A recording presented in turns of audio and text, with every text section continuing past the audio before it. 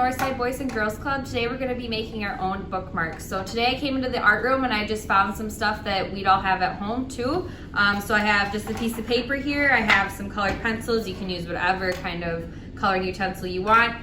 Some yarn, a pipe cleaner, and then I have a cool book of stickers. So what I'm going to start by doing is just cutting any sort of piece of paper you have into like a skinnier strip than, the whole sheet of paper.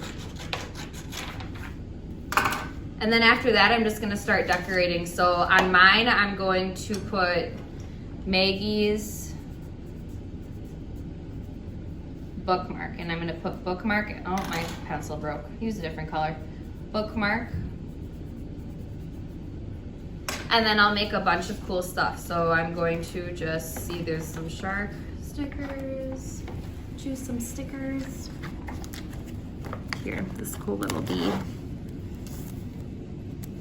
I'll put a bee on it, put some lily pads, and then my favorite thing to draw is a star. So I'm gonna draw a big star in the middle of my bookmark. So then I'm just gonna put a hole in my thing, cut a piece of string, put the string through the bookmark,